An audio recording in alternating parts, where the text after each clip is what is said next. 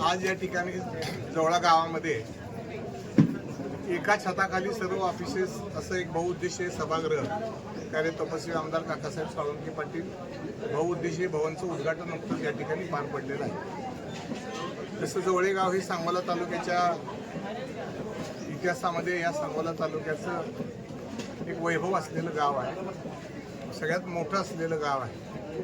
आणि या गावामध्ये आम्ही बऱ्यापैकी आजपर्यंतच्या काळामध्ये लोकांची सोयी सुविधा उपलब्ध करण्याचा सातत्यानं प्रयत्न करतोय। आणि गावची ग्रामपंचायत एका भव्य अशा जागेवर नदीच्या काठी बांधलेली आहे। तर चिटकूनच असं भव्य एक सभागृह घेतलेलं आहे। त्या सभागृहामध्ये चारी वाड्याचे तलाट्याचं कार्यालय, सर्कल कार्यालय, कृषी कार्यालय, त्याचबरोबर आपल्या सिटी सर्वेचं कार्यालय जवळला मंजूर झालेलं आहे, त्याचंही इथे शाखा कार्यालयाची।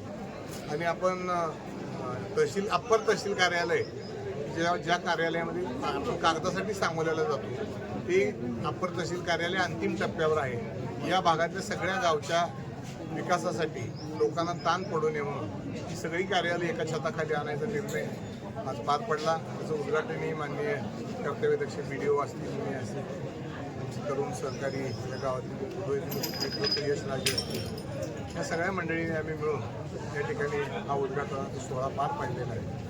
आणि सगळ्यात ऐतिहासिक असा एक निर्णय आमच्या गावानं, सगळे व्यापारी असतील, महिला मंडळी असतील, सगळ्या गोरगरीब जनतेनं एक निर्णय असा घेतलेला आहे की रोज संध्याकाळी 7 ते 9 वाजेपर्यंत गावातले TV, मोबाईल आणि प्रसारमाध्यमं सगळी बंद करायची आणि आपल्या कुटुंबाशी सुसंवाद साधायचा। लहान मुलांना अभ्यासाला बसवायचं, आई मुलातला संवाद, वडील मुलातला संवाद, बहीण भावाचा संवाद, हे सगळं या मोबाईलच्या जगामध्ये नष्ट होत चाललेलं आहे। परंतु या गावानं सगळ्यांनीच आम्ही ठरवलेलं आहे की 7 ते 9 गाव खूप मोठं आहे, योजना राबायला थोडं कठीण आहे। आजपर्यंतच्या काळामध्ये जवळे गावानं जे ठरवलेलं आहे ते निश्चितपणानं पार पडलेलं आहे। सगळ्या जाती धर्माचं गाव आहे, ही सगळी माणसं एखादा निर्णय गावानं घेतल्यानंतर ते गावाच्या पाठीमागे उभा असतात। हा अनुभव आमचा 40 वर्षाच्या काळामध्ये आहे आणि हा ऐतिहासिक निर्णयसुद्धा एक जिल्ह्यातल्या सगळ्या ग्रामपंचायतीला, सगळ्या कुटुंबांना दिशा देणारा असेल असं मला वाटतं। आणि त्यामध्ये आम्ही नेमकं यशस्वी होऊ ही कल्पना आहे। आणि जवळे गावच्या सांगोला तालुक्याच्या विकासासाठी साळुंखे पाटील कुटुंब हे कायमच असतं। आपल्या यश अपयशाची आम्ही कधी तमा बाळगलेली नाही। निवडणुका ह्या होत असतात, निवडणुका ह्या आम्ही राजकारणासाठी नाही तर सेवाधारी म्हणून आम्ही पार पाडत असतो। की आमच्या 3 पिढ्यातल्या कुटुंबाचं हे आमचं